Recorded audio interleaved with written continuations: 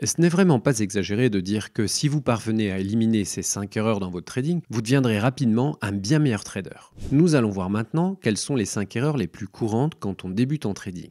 La première erreur, c'est de commencer à trader sans véritable éducation. Si vous débutez dans le trading, il peut être utile de suivre les conseils d'un trader expérimenté pour vous aider à comprendre les marchés. Cette personne pourra vous aider à développer vos compétences en trading et vous gagnerez beaucoup de temps dans votre parcours de trader.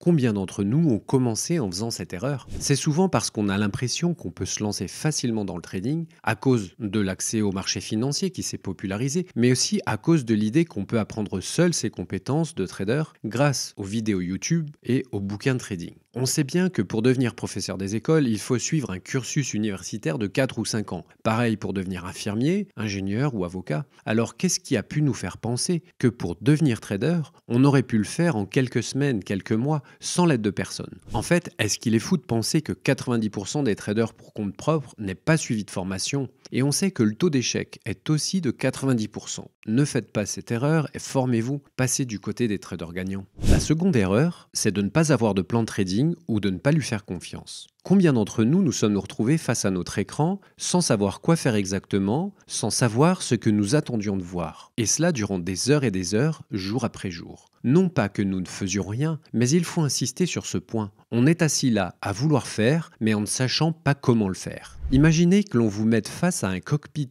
d'A340, vous savez que vous devez faire voler l'avion pour aller du point A au point B, mais vous ne savez pas quoi faire exactement ni comment. La catastrophe n'est pas loin. En trading, vous avez exactement le même phénomène. Sans plan de trading, vous ne savez pas ce qui vous fait entrer dans un trade ou encore moins ce qui vous fera sortir de ce trade. C'est vraiment le plus gros problème du trader. Et ce problème est très courant pour un débutant. Et ce qui est fou, c'est que si vous avez un plan, vous ne le suivez pas. La raison, c'est que vous ne lui faites pas confiance. Donc, pour faire face à cela, il faut avoir testé son plan, l'avoir éprouvé dans différents cas de marché pour lui faire parfaitement confiance, de manière à vous reposer sur lui dans le feu de l'action. On appelle cela le backtesting. La troisième grosse erreur, c'est la quête du Graal, pour faire référence à la recherche d'une stratégie ou d'une technique infaillible qui permettrait de réaliser des profits importants sans prendre de risques. Ce piège est si courant que chaque trader y a succombé. Il est souvent douloureux de réaliser le nombre d'années qu'on a passé à rechercher la perfection en trading, à rechercher un nouveau système efficace, de nouvelles techniques sans faille, sans comprendre l'essence du trading et sans vouloir accepter les règles qu'impose le trading. L'erreur que l'on commet est que dès que notre technique de trading nous donne des résultats auxquels on ne s'attend pas, on en change en pensant que le problème vient des fondements de la technique. C'est ainsi qu'on passe énormément de temps à tourner en rond, à chercher le Graal. En plus de cela, il est assez facile de se laisser entraîner par notre propre esprit qui est câblé pour résoudre les problèmes, mais qui souvent ne voit pas l'équation du trading dans son ensemble. Ainsi, on remet notre système en question, on le remet sur l'établi, on le démonte et on en fabrique un nouveau, pensant qu'il doit exister quelque chose de plus performant quelque part. Ici, on en revient au problème numéro 1, c'est que si vous êtes accompagné par un trader expérimenté, il vous donnera la vision claire et vous évitera de tourner en rond durant des années. La quatrième erreur, c'est d'avoir des attentes qui ne sont pas alignées avec le trading.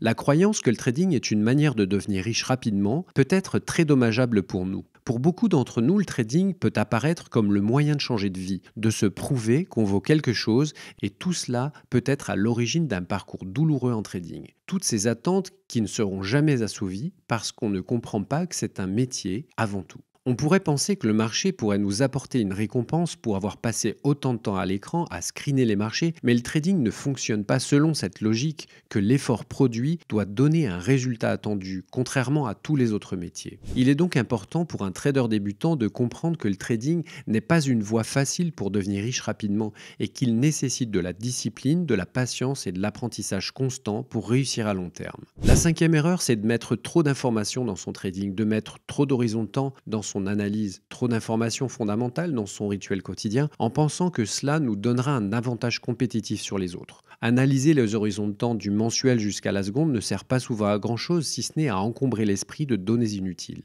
Une autre erreur, c'est d'utiliser trop d'indicateurs. Encore une fois, la surcharge de ces écrans avec tout un tas d'indicateurs n'a que pour unique but de nous faire passer au travers des pertes. Cette accumulation d'informations est plus nuisible qu'efficace en trading. Rester simple en trading peut vous éviter la noyade sous des approches et des concepts inutiles.